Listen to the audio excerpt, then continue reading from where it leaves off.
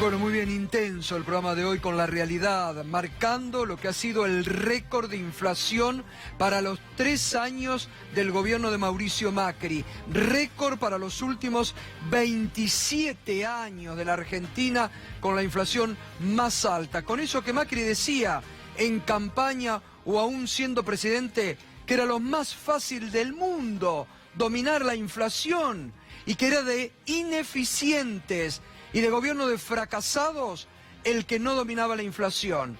3 años de Macri con récord de inflación para los últimos 27 años de la Argentina. Dato del INDEC, ¿no? Darío Gaño no lo está inventando ni Minuto Uno, ni ninguna oposición a Macri, ¿no? No, Gato, son datos del INDEC, datos que el propio gobierno tiene, e incluso los distintos ministerios, cuando releva la inflación de los últimos meses y los meses que viene, tiene una estimación un poco más alta de la que da el INDEC. ¿Por qué? Porque son los datos de producción, porque son los datos que tienen las empresas de los costos y sobre todo los datos post-tarifazo, post-primer cuatrimestre, que vamos a tener un tarifazo importante, claro, para lo que viene. Bueno, fíjate en diciembre, altísima la inflación de diciembre, 2,6. Sí. Y el Banco Enero, ya están las encuestadoras privadas, ya están previendo una inflación alta también para enero. Es que lo que más pega en el IPC es el transporte, o una de las cosas que más pega, y es lo que va a subir. Y cuando sube el transporte,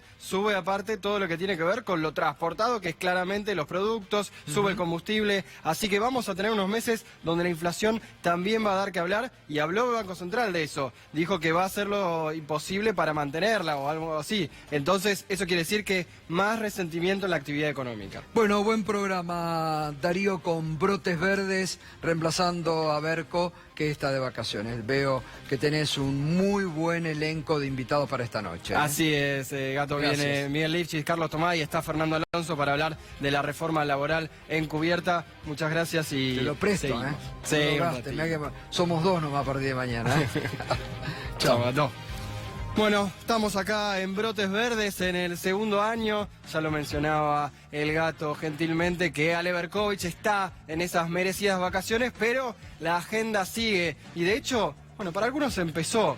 Mauricio Macri volvió de vacaciones con este dato importante de la economía del año pasado. Un dato que el gobierno trató de maquillar de alguna manera, que es la inflación de casi el 50%, la más alta en 27 años, a lo que lo repetimos en C5N porque es muy importante a tener en cuenta que ni en la mega devaluación del 2002 se llegó a tener una inflación tan elevada y sobre todo que estamos, o este es el dato, analizar, que es una inflación muy elevada en el medio de una caída de la actividad económica. Ambas cosas son difíciles de tener. Por lo general, cuando hay un crecimiento de la actividad económica, un poco de inflación hay. Pero esto que estamos viendo, del 47,6% de la inflación anual, del 2,6% de inflación de diciembre, es una inflación elevada, se da en el medio de una caída importante de la actividad económica, una caída que, como vamos viendo día a día, se lleva puestos a varios en la economía diaria. Se lleva puestos a muchos trabajadores que se quedan sin trabajo y que lo reflejamos acá en C5N. Se lleva puestos a muchos empresarios que, bueno, primero tienen que echar trabajadores y después cierran sus fábricas, cierran plantas. Se llevan puestos hasta empresarios multinacionales, no porque nos interese el devenir de los empresarios multinacionales, pero lo cierto es que esta semana repasaba el colega Gustavo Grimaldi que se fueron 2 multinacionales del sector alimenticio. Es decir, que está pasando lo que decía el gobierno que iba a pasar, que iban a llegar inversiones, pero al revés, se están yendo del país en el medio de una elevada inflación que obviamente carcome el ingreso de los argentinos. Pero el gobierno insiste con algo que muchos dicen que hace bien desde el primer momento. No importa esa discusión, sino que es la comunicación o el marketing. El vender bien algo que hace, o al menos distraer, o al menos simbólicamente mostrar algo, como ahora, que muestra que en diciembre la inflación fue más baja que en noviembre, y claro, todavía viene la parte de la devaluación, el arrastre, igual ahora viene el tarifazo y la inflación va a ser más elevada, pero también insiste con que, o había insistido con, bueno, el nombre de este programa es Brotes Verdes, con que venían brotes verdes a la Argentina, y también insiste y juega mucho con una palabra que usa mucho, y perdón que lo diga de esta manera, por ahí no coincide alguno, pero la derecha en otros países, que es hablar de austeridad. Cuando se habla de austeridad, bueno, es algo que incluso puede sonar hasta seductor en algunos, decir, somos austeros porque pensamos en el contribuyente. Lo cierto es que esa austeridad se llevó puestos varios ejes de la economía. Lo que ya repasamos recién, hasta hoy repasábamos en minuto1.com, portal que les recomiendo seguir, estamos en la sinergia con C5N, con ese portal, la cantidad de panaderías, como algo simbólico, se llevó puestas un montón de panaderías, un montón de actores claves, de agentes, se le dice, de la economía, pero también simbólicamente empieza a impactar, por ejemplo, en el brote de antivirus. ¿Por qué?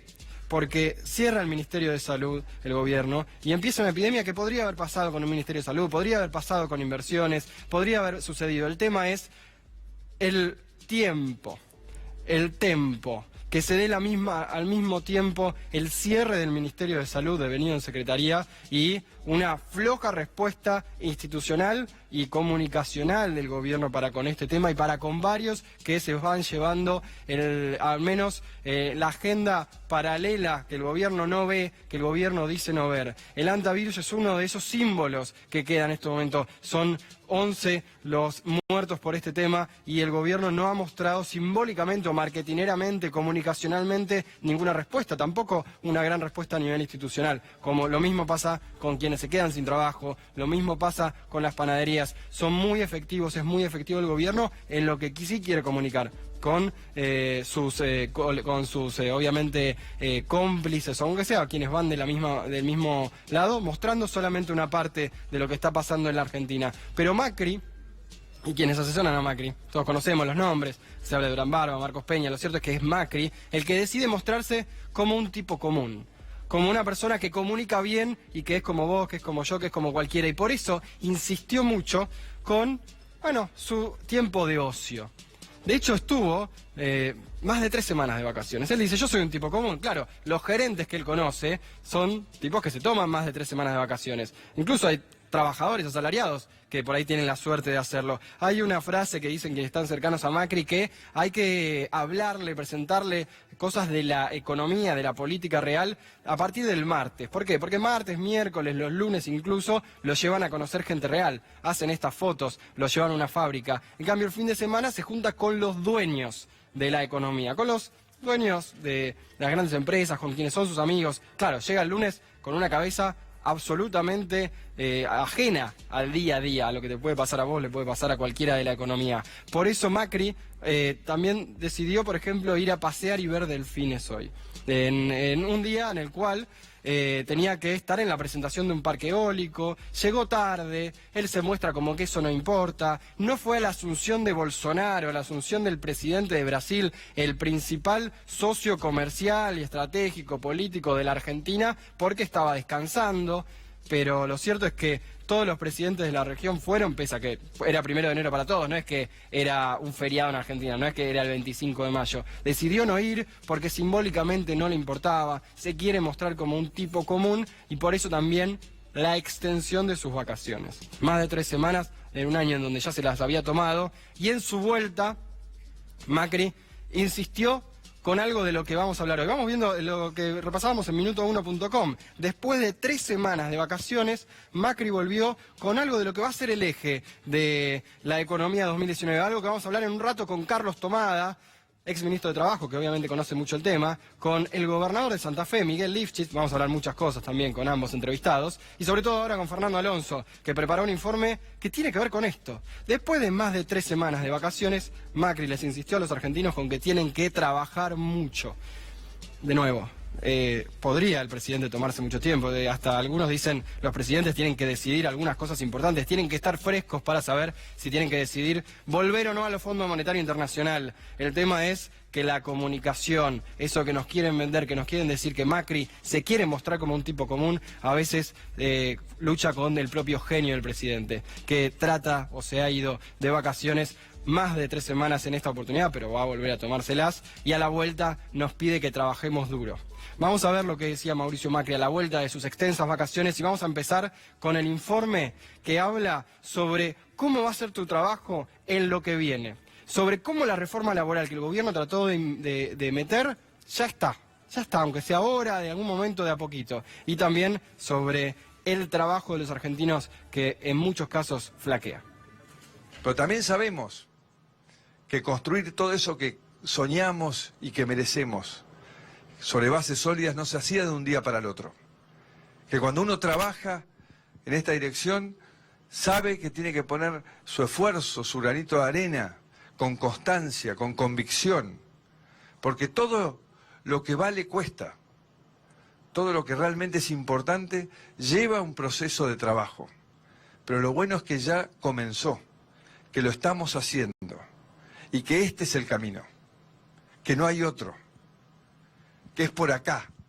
Y hoy les digo, comenzando el año, a todos los argentinos, más convencido que nunca, es por acá vamos al progreso, por acá vamos al futuro, por acá vamos al trabajo digno de calidad para todos los argentinos.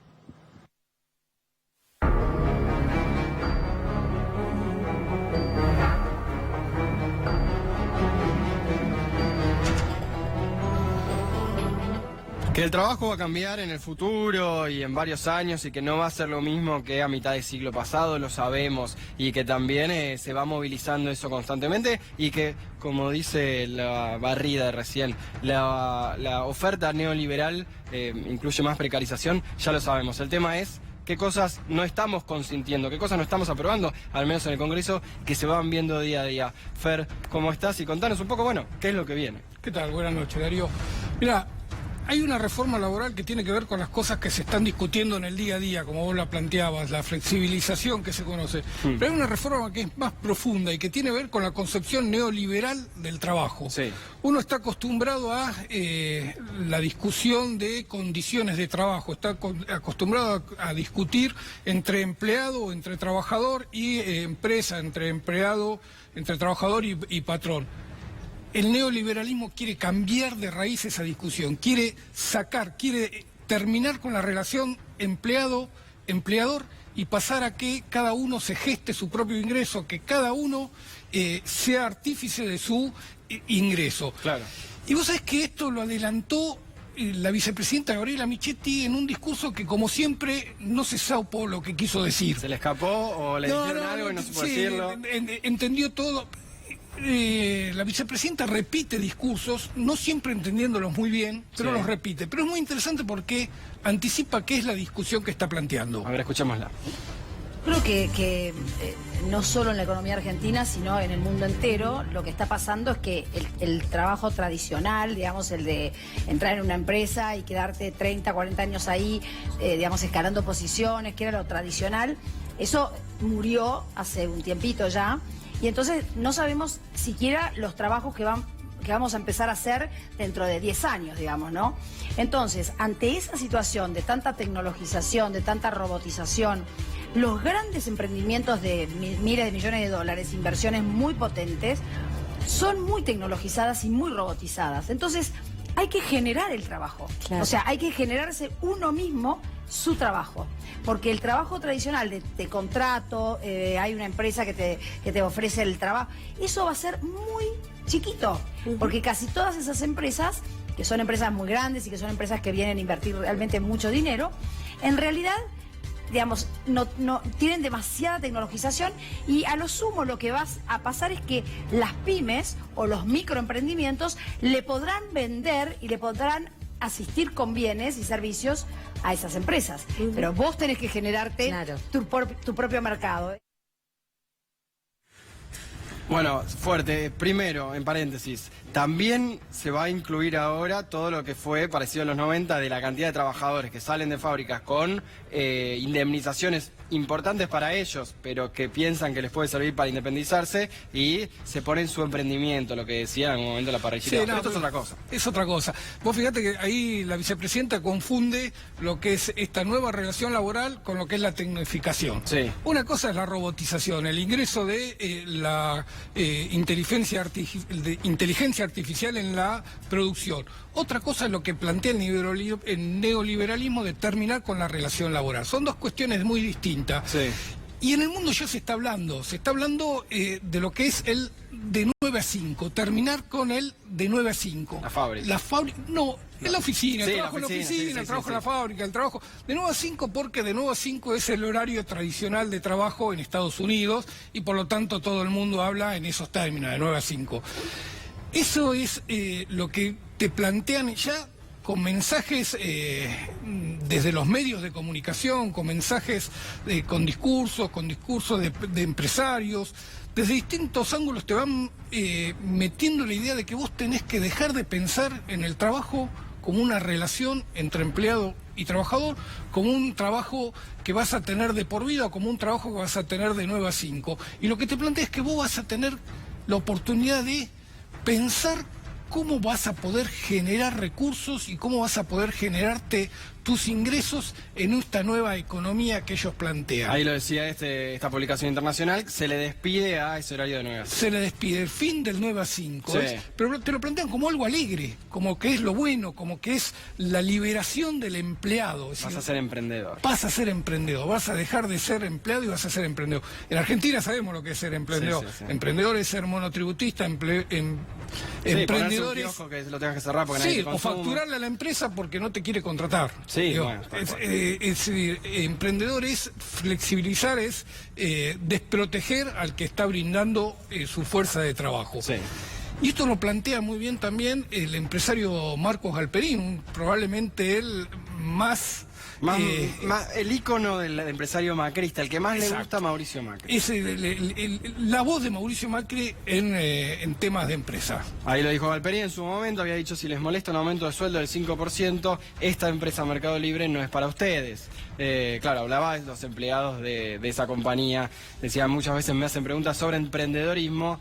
Yo le dije que su prioridad número 1 es su trabajo. Bueno, un poco lo que dicen muchos empleadores de o trabajo o salario. Exacto, dice, si querés trabajar en mi empresa, estas son las condiciones, vos no podés venir acá a sindicalizarte Sí. y a reivindicar derechos laborales, vos tenés que venir acá a generar ingresos, a generarte tus recursos, porque lo que vos ganes va a ser parte de lo que vos generes.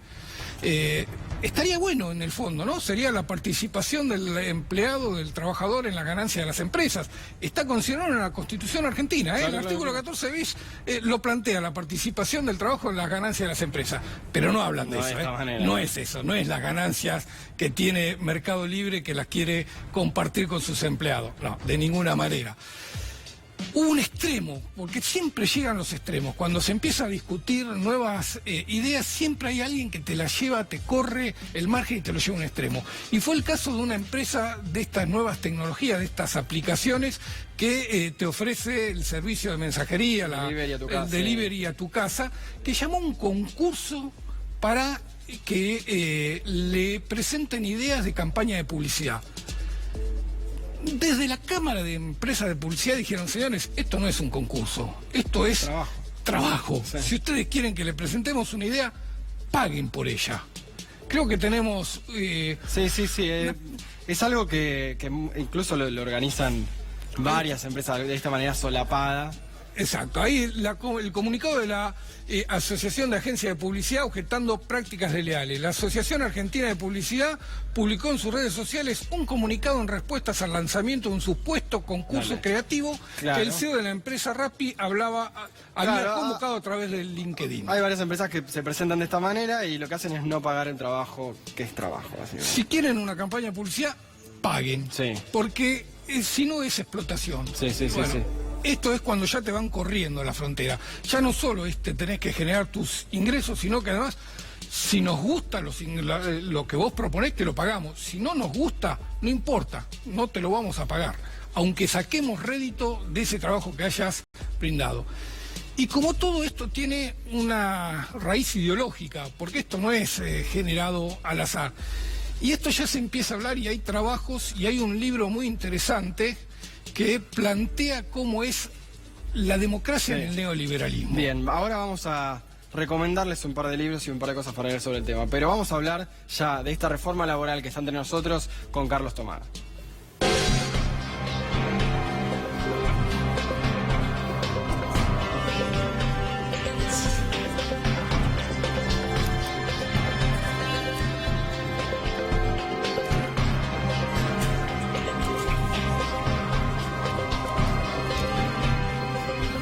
Esa idea del macrismo entra perfecto en un momento donde la caída del trabajo es pronunciada. Algunos no lo verán en la estadística del INDEC porque hay cada vez más monotributistas o cuentapropistas que están muy vulnerables, lo sabes del otro lado si laburás de esta manera.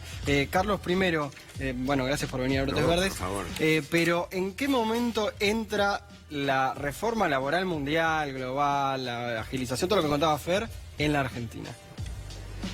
Yo creo que, bueno, vienen llevándola de aquí para allá, trayéndola. Era un objetivo desde el primer momento, ¿no? Sí. Forma parte de la ideología básica del neoliberalismo.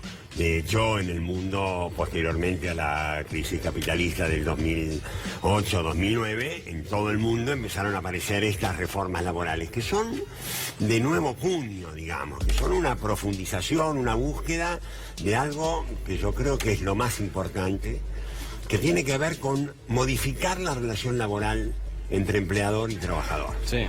Acá hay un objetivo muy, yo diría, déjame que lo extreme para que se pueda entender. La idea, y es coherente con el discurso de Macri en forma permanente, es que no exista más el derecho laboral. Que se rijan las relaciones entre trabajo, entre trabajador y empleador por el Código Civil. Al final de cuentas es un contrato. Sí, donde, como todos sabemos, el empleador está en la misma situación que el trabajador. Sí. Obviamente lo digo en forma irónica, pero... Bueno, Carlos lo planteó en la reforma laboral que presentó el gobierno al Congreso, Bueno, que después la tuvo que retirar. De hecho, no es un delirio. Brasil, en su reforma laboral, ya lo ha establecido. Sí, los trabajadores Digamos, tienen que negociar los vacaciones. trabajadores, hay determinadas condiciones de trabajo que se negocian directamente de igual a igual entre, digamos, Paolo Roca y un trabajador metalúrgico, exagerando el objetivo. Y este es el fondo, lo cual esto lleva a darle fundamento a toda la ofensiva que hay sobre los jueces laborales, sobre los abogados laboralistas, sobre los derechos, digamos. Yo diría que Macri en realidad, a Macri no le importa.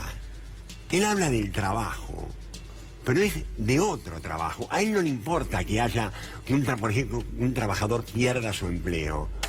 No le interesa, no es una preocupación, porque el trabajo primero es costo laboral para el neoliberalismo, pero el trabajador es un obstáculo. ¿No viste que cuando él habla permanentemente es para decir que hay que trabajar más, para decir que los trabajadores son vagos, que ponen palos en la rueda? Antes de seguir con la reforma laboral, ¿a quién interpela ese mensaje? Vos conocés a los trabajadores, sabés que hay muchos trabajadores que también piensan así. ¿A quién interpela ese mensaje? Porque lo votó un montón de gente. Macri no pierde elecciones de 2005, gana siempre. Eso es coherente con la idea de la meritocracia, con la idea de que en realidad uno tiene que buscarse su propio camino. Sí. Entonces el trabajador parece que se podría arreglar solo, y de hecho hay algunos trabajadores que lo pueden hacer, donde la individualización de la relación laboral sería perfecta. ¿Por qué? Porque el que quiere trabajar es un delirio.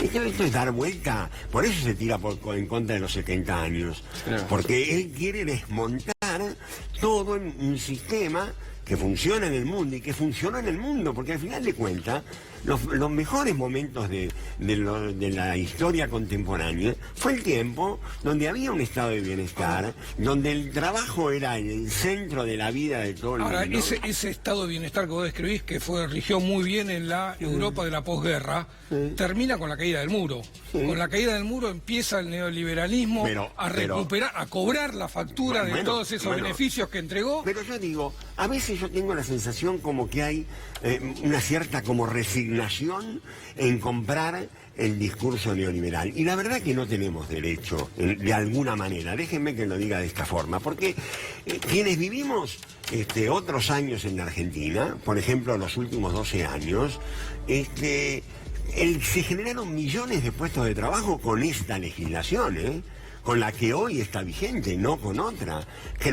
Volvió a crecer la relación de dependencia. No, pero el mundo sí está cambiando. Y yo no estoy diciendo que sea igual. Lo que estoy diciendo es que no es cierto que necesariamente el trabajo tiene que por eso no es un problema ser desprotegido. Digamos, por eso es un problema de concepción ideológica. Bueno, pero es que estamos en una disputa, Yo creo, y lo voy a decir de esta manera, el escenario del trabajo y de los derechos de los trabajadores, creo que es uno de los ejes fundamentales de la disputa contrahegemónica en defensa de la democracia en la Argentina y en el mundo. Yo me estoy yendo mañana a las 7 de la mañana al Chile a una reunión que se hace con todos los que fueron autoridades de la OIT en algún momento para debatir estos mismos temas.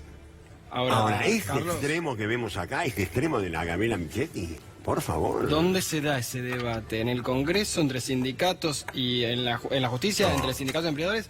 ¿O en lo mediático, o en lo simbólico? Porque Macri muchas veces lo gana eso también. Digo, da vuelta mucho. Yo te voy a decir una cosa, si hay un punto de quiebre en lo que fue, digamos, el momento más esplendoroso de este gobierno, lo de esplendoroso entre comillas, eso aborta en noviembre del 2017 cuando quiere meter la reforma, primero la reforma previsional y luego la reforma laboral. Y yo te digo una cosa, la reforma laboral acá en la Argentina, hoy por hoy, es difícil que pase, ¿eh? A ver, vamos a ver lo que propone el gobierno, los puntos de la reforma laboral que de alguna manera va incluyendo el gobierno. ¿Tenés, Fer, ahí para mostrar? Bueno, voy a impulsar cambios en las normas para generar competitividad. Esto es la reforma 4.0, le dicen, porque es la que está basada en la nueva forma de contratar de las empresas a través de las aplicaciones. Esto de que vos no sos empleado de tu aplicación para la que trabajás, sino sos un colaborador. Claro. Un colaborador. Sí, ahí lo vemos, es parte de bueno, lo ahí que tenemos denuncian los trabajadores. vemos lo que pasa. Denuncia que trabajan sin seguro de riesgo ni salario fijo y que las empresas deciden las tarifas, las comisiones y los obligan a tributar, ya que están inscritos en el monotributo. Como muchos de los tercerizados también.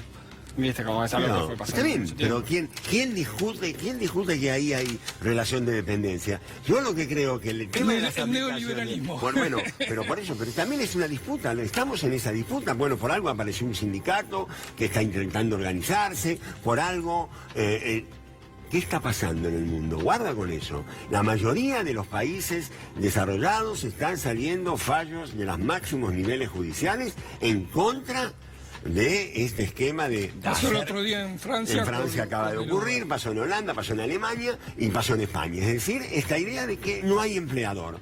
¿Cómo que no hay empleador? ¿Quién es el que pone sanciones? ¿Quién es el que le bloquea para que no siga trabajando? ¿Quién es el que le dice que tiene que vestirse de anaranjado o de amarillo? ¿Quién es el que le fija horarios? ¿Quién es el que le fija destinos? Entonces, hay empleador, hay relación de dependencia y yo no tengo ningún problema con el trabajo del futuro.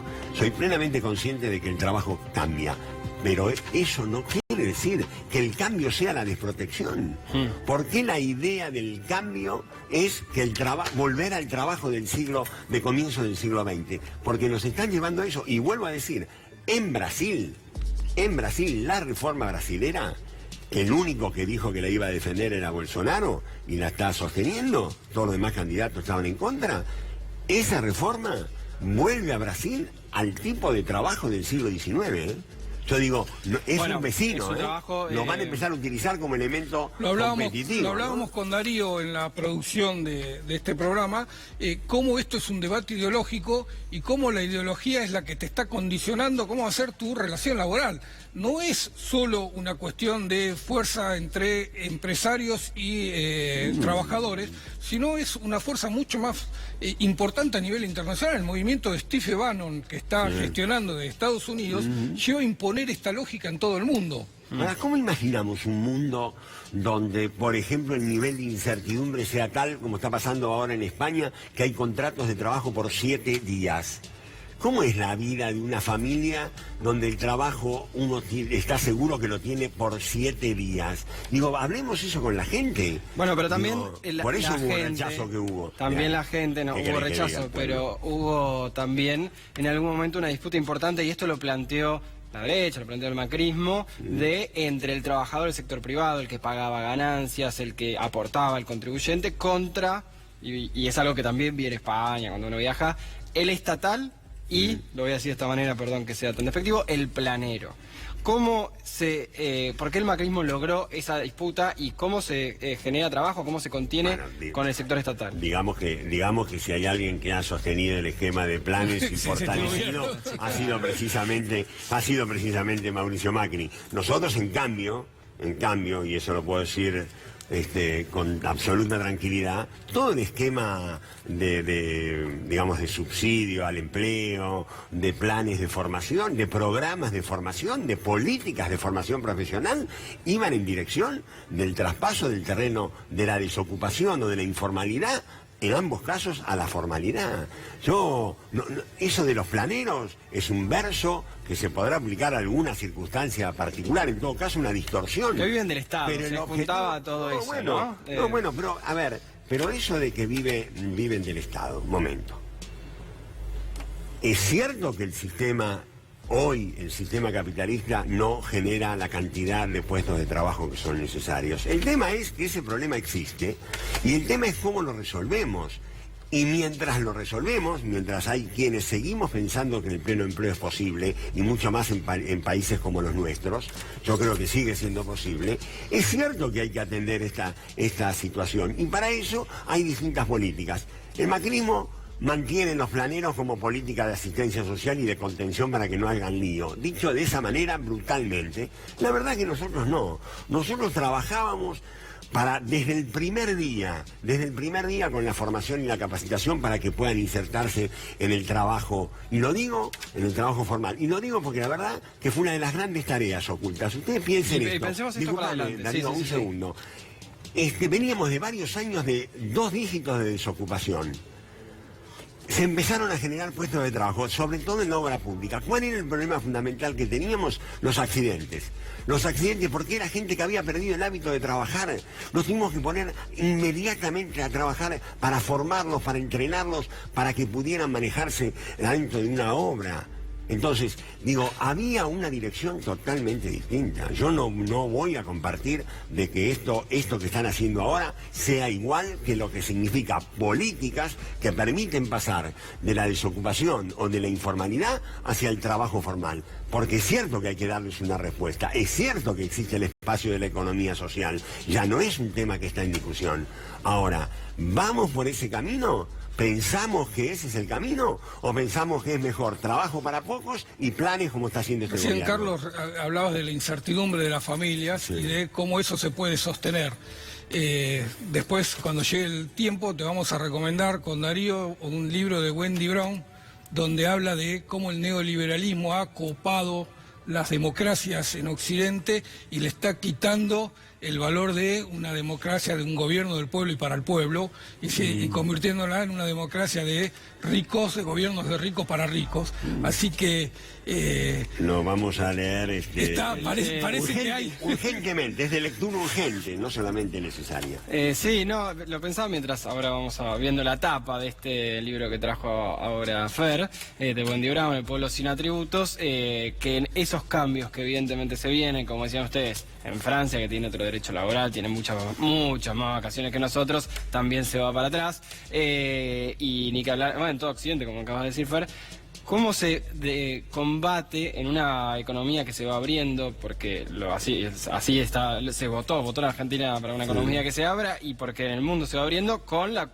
¿Qué te va a decir un industrial? ¿Qué te va a decir la cantidad de industriales que pasa por C5N o los que estaban en la película Plata Quemada? ¿Cómo compito con los chinos? ¿Cómo compito con...? ¿Cómo también las fábricas, las industrias de acá podrían contener eso? Yo no creo que el problema de la competitividad pase por la cuestión laboral.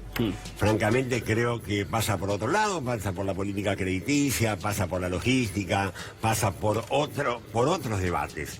No por la cuestión laboral. En China está cambiando. Y una cosa, guarda que el mundo está viviendo una crisis muy profunda, Darío. Sí. Es un tema para discutirlo más largo. Acá está empezando a haber una resistencia. Hoy el escenario del mundo se parece mucho más al del comienzo del siglo XX. Perdónenme, yo digo porque se cumplen 100 años del OIT. Y yo estaba viendo en otros días cómo era el mundo rápido, cómo era el mundo donde aparece el OIT. En 1919 se salía de la guerra, se venía de grandes ataques al trabajo, había millones y millones de desocupados, la injusticia social era muy grande y se acuñó una frase: bien, no hay paz sin justicia social. Y yo te digo una cosa, hoy en el mundo no hay una guerra mundial, pero hay una situación muy grave. Millares de gente, migrantes de un lado para otro, la situación de conflicto está extendida en el mundo. Si no hay justicia social, no va a haber paz. Y por el camino que Macri acaba de decir, es por acá, el único lugar que donde vamos es a más desempleo, a más caída del salario, a menos salario mínimo, a menos derechos. Por acá vamos a ese camino, ¿eh? Gracias, Carlos. Y sin justicia social no hay paz. Gracias, Carlos. Vamos a repasar lo que decía, bueno, hoy se conoció el dato para que no saben de la inflación, 47,6% en 2018. Vamos a escuchar lo que decía el presidente sobre la inflación y entramos en la entrevista con el gobernador de Santa Fe, Miguel Lich. Mauricio, por ahí uno de sus caballitos de batalla es frenar con la inflación, que dice que es el gran mal de la Argentina en los últimos años. ¿Tiene alguna fórmula? ¿La puede explicar cómo hacer eso? Porque parece un problema difícil. No, ¿qué va a ser difícil? ¿Cómo se soluciona? No, la inflación es la demostración de tu incapacidad para gobernar. En mi presidencia la inflación no va a ser un tema. Terminar con el problema de la inflación es de las cosas más simples que tengo que hacer en caso de gobernar a futuro. Pensé que era complicadísimo. No, pero Mirta, ¿cómo puede ser complicado algo que resolvió el 99% de los países del mundo? O sea, estamos en el 1% peor. Si yo le digo a cualquiera de esta mesa que está en el 1% peor profesionalmente en lo que hace, no me saluda nunca más en la vida. Porque hay que se puede sentir incómodo porque tiene que estar entre las 10 mejores bailarines del mundo, Mora. Pero yo te digo que estás en el 1% peor, me decís, ¿pero vos sos tarado? ¿Qué me estás diciendo? Bueno, la Argentina lo logró estar en el 1% peor. El resto del 99% de los países tienen inflaciones de un dígito. Entonces quiere decir que hemos hecho algo muy mal.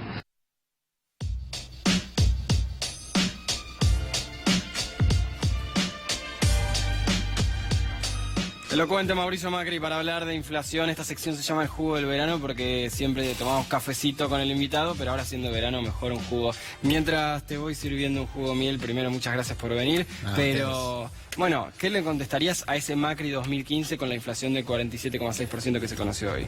Yo te voy a servir el juguito mientras. Bueno, evidentemente que no era tan fácil. No era tan fácil bajar la inflación, pero también esto está mostrando el fracaso de la política económica que no ha logrado siquiera cumplir con el objetivo de estabilizar la economía. No hablemos de la reducción de la pobreza, no hablemos del desarrollo económico, del crecimiento, pero al menos se esperaba de este gobierno que tuviera cierta destreza para manejar las variables de la macroeconomía y lograr estabilizar el proceso inflacionario, cosa que no solo no ha ocurrido, sino que se ha disparado a cifras, hoy con los datos que se conocieron, similares a las de hace 20 y pico de años atrás, ¿no? Va con un mal diagnóstico de entrada, ¿no? Creer que la inflación es solo un problema monetario y así lo han intentado tratar. Bueno, absolutamente, creo que hubo un error de diagnóstico, un exceso de confianza en su capacidad y la de su equipo, y después errores de implementación, evidentemente, que han llevado a este punto. Hoy no solamente la inflación es un dato muy preocupante, que nos pone al lado de la Venezuela a la que no querían llegar, pero los datos de inflación nos están poniendo en ese ranking, pero además hay que decir que esto se combina con los datos de pobreza, aumento de la pobreza, aumento del desempleo, caída de la actividad económica, aumento de la deuda pública, es decir, todos los indicadores económicos y sociales son negativos, son peores que los que teníamos hace 2 o 3 años atrás, lo cual está indicando que evidentemente el modelo ha fracasado y que debe ser cambiado si es que no queremos que la crisis se haga más aguda. ¿Y cómo debe ser cambiado? ¿Qué tiene que ver en la economía o que sea qué propuesta tiene que tener la oposición? Bueno, yo creo que hay que pasar a un modelo de desarrollo con inclusión social. Dentro de eso puede haber debates o discusiones, pero lo que no podemos discutir es que el modelo neoliberal que se ha implementado en la Argentina ya ha fracasado en este propio país y ha fracasado en otros lugares del mundo, nos lleva siempre a una situación similar de crisis, de endeudamiento, de quiebra de la actividad productiva, de pérdida de empleo. Por lo cual me parece que hay que recorrer el camino inverso, ¿no? Que es el camino de apostar al desarrollo, de apostar al trabajo, a la producción nacional, al mercado interno, sin descartar la necesidad obviamente de que el país esté inserto en el mundo, de que tengamos necesitamos una economía que dialogue con la economía del mundo, pero en el marco de proteger nuestra industria y de generar trabajo genuino para los argentinos, ¿no? El socialismo está gobernando Santa Fe ya hace varios periodos. Sí, el tercero. Pero a las fuerzas progresistas les resultó muy difícil articular una oferta a nivel nacional. Así es. Cada vez que lo intentaron hacer, fracasaron. No llegaron ni siquiera a concretarlo. No lograron ponerlo a consideración del electorado.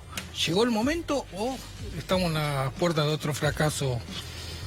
Creo que hoy tal vez la coyuntura política de la Argentina no deja lugar para pensar un proyecto progresista, no hay suficiente desarrollo, no hay suficiente, digamos, estructura a nivel nacional como para pensarlo de esa manera, pero sí creo que es un momento para pensar un frente de unidad nacional, por decirlo así, que pueda volver a poner al país sobre la ruta del desarrollo, del crecimiento, de la inclusión social, y creo que eso puede hacerse sobre la base de una sumatoria de sectores políticos, de dirigentes, de distintos partidos, que podamos acordar sobre la base de un proyecto común, ¿no? Me parece que romper la polarización tal como hoy está planteada es muy difícil. Pareciera que es una tarea casi de final improbable por los plazos cortos con los que contamos frente al proceso electoral,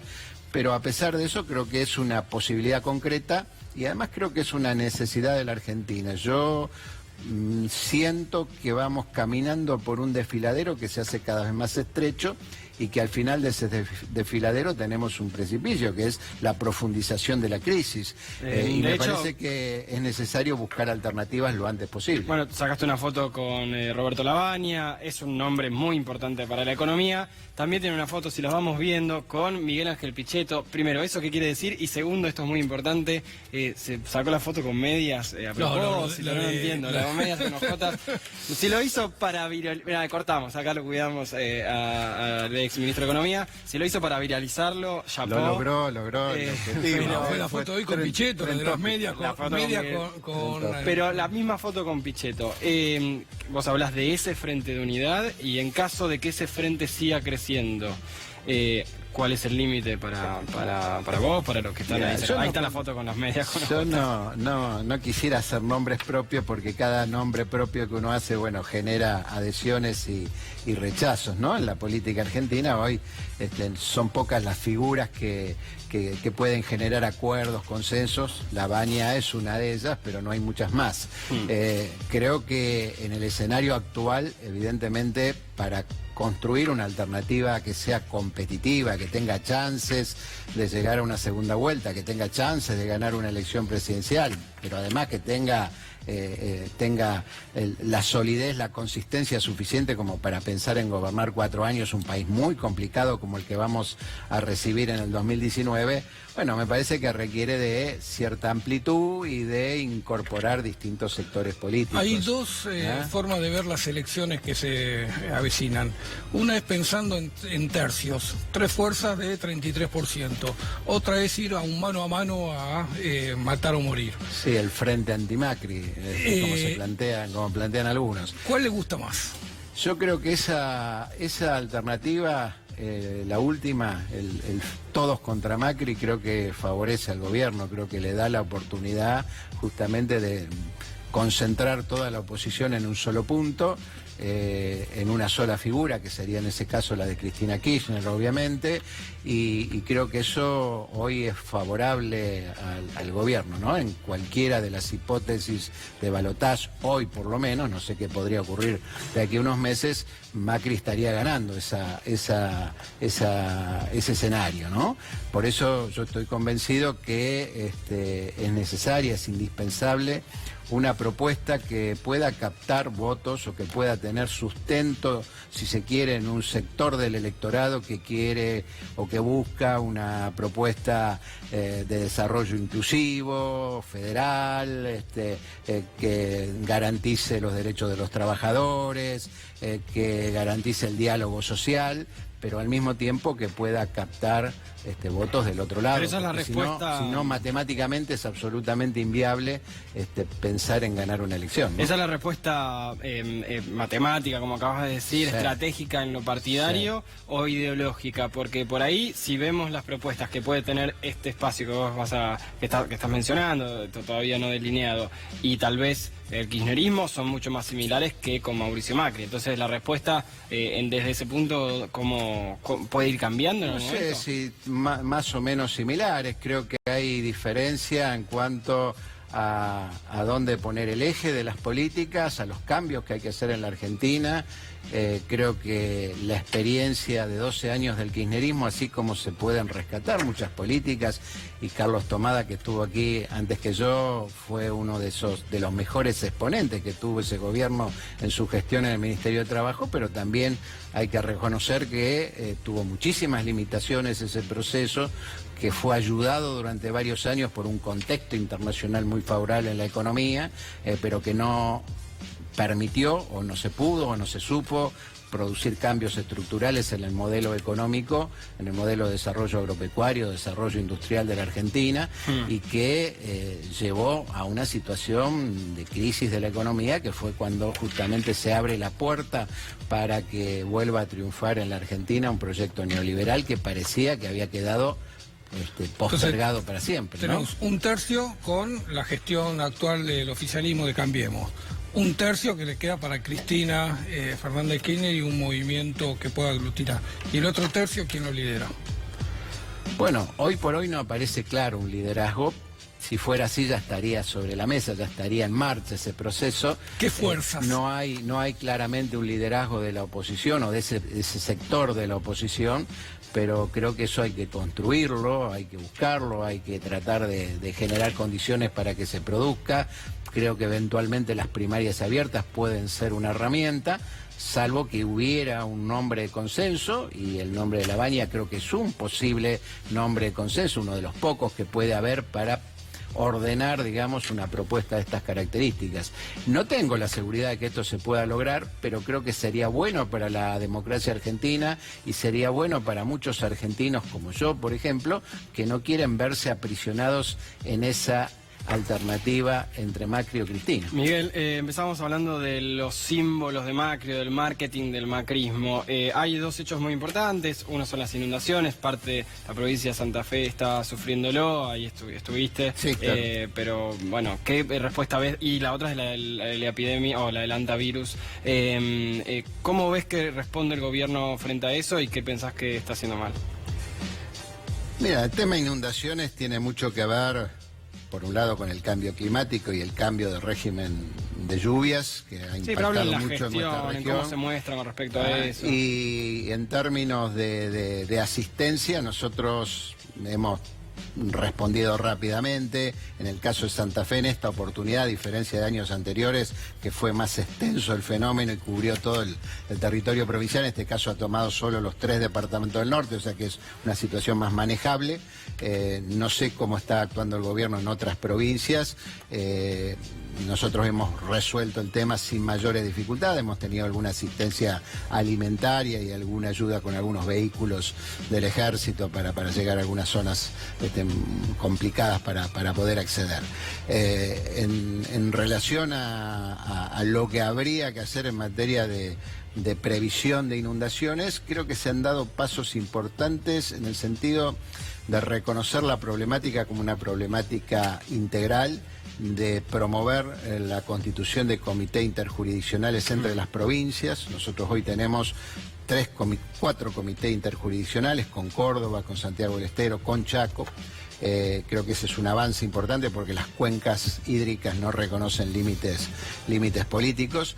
Y obviamente que para esto se necesitan políticas de largo plazo, se necesitan obras, pero también se necesitan modificar algunas estructuras de funcionamiento de los sistemas agropecuarios en la Argentina, ¿no? Que han avanzado sobre zonas forestales que se han deforestado, y esto tiene mucho que ver con las consecuencias, ¿no? Pero ¿no te hubiese gustado, así como Macri hoy fue a ver delfines, ver verlo en Santa Fe, verlo, bueno, considerando, poniéndose al frente de algunos de los temas que hoy están afectando a la Argentina? Sí, obviamente que son modos, son estilos que tienen los dirigentes políticos. Yo no me tomé vacaciones, estuve todos estos días recorriendo las zonas. ¿Cómo no te tomaste 3 semanas de vacaciones? Bueno, no, pero eso es una forma distinta. No tengo tiempo para eso, porque además los periodos de gobierno son muy breves. ¿Estás hablando a Macri ahí o le estás...? No, hablo por mí, digo, ¿no? Uno tiene 4 años de gobierno. Cada minuto, cada hora, cada día que se pierde es un día que no se recupera en la gestión de un gobierno que tiene tiempos acotados, y la verdad que la responsabilidad de un gobernador, de un presidente ni hablar, es tan importante, es tan grande para la vida de las personas, para la vida del ciudadano común, que yo creo que no debiéramos perder ni un minuto de ese tiempo. Bien, Miguel, muchísimas gracias por haber venido a Brotes Verdes. A ustedes, muy amables, gracias. Bien, hacemos un leve receso, pero después vamos a hablar, vieron que hoy se viralizó el 10 Year Challenge, ver cómo cambiaron las cosas en 10 años, vamos a ver cómo cambiaron las cosas en 10 años en Argentina y también la imagen de algunos políticos. Ya volvemos.